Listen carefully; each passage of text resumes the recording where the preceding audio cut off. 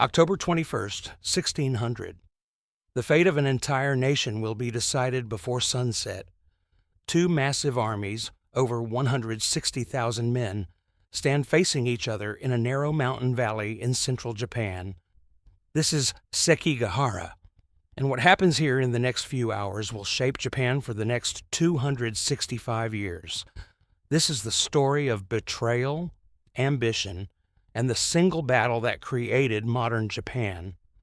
To understand Sekigahara, we need to go back a few years. Japan in the late 1500s was not one unified country.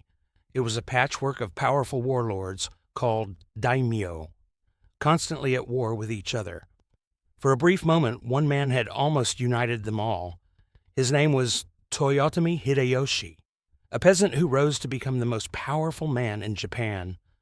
But in 1598, Hideyoshi died, and he left behind one problem. His son and heir, Toyotomi Hideyoshi, was only 5 years old.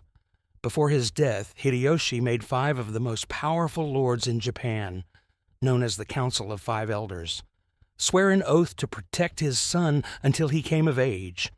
They all swore. But oaths are only as strong as the men who make them. The most powerful of these 5 elders was Tokugawa Ieyasu, brilliant, patient, and deeply ambitious. He had no intention of playing second seat to a child. Almost immediately after Hideyoshi's death, Ieyasu began making political alliances and enemies. Japan split into 2 camps. On one side, Tokugawa Ieyasu and his allies, the Eastern Army. On the other, Ishida Mitsunari, a loyal administrator of the Toyotomi clan, who rallied those who wanted to protect Hideyoshi's legacy, the Western Army. Ishida Mitsunari was not a great warrior. He was a bureaucrat. But he was fiercely loyal, ruthlessly intelligent, and he hated Tokugawa Ieyasu with every fiber of his being. He believed Ieyasu was a traitor, a man who had betrayed a dying man's final wish.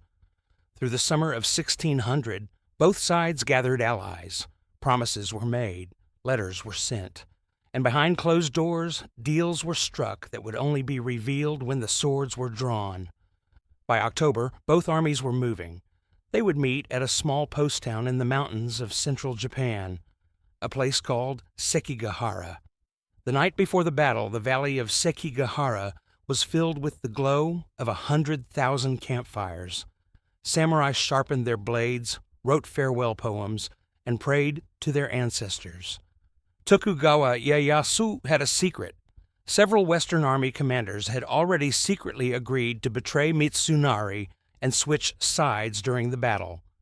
One name above all mattered: Kobayakawa Hideaki, who commanded 15,000 men positioned on a hill overlooking the entire battlefield. If Kobayakawa attacked the Western Army from the flank, it would all be over. If he didn't, Ieyasu might lose everything. Dawn, October 21st. The valley was covered in thick fog, so thick that neither army could see the other. Then a gunshot, and the Battle of Sekigahara began. The fighting was brutal and close. The Eastern Army pushed hard, but the Western Army held their ground. For hours, neither side gained a clear advantage. The outcome was uncertain. Then Ieyasu made a bold move. He sent a message, and according to legend, even fired a volley of muskets toward Kobayakawa's position on the hill. The message was simple: choose, now. For a long, agonizing moment, Kobayakawa did nothing. Then he raised his sword, and 15,000 men came charging down the hillside, directly into the Western Army's flank. It was over within hours. The Western Army collapsed. Soldiers fled into the mountains.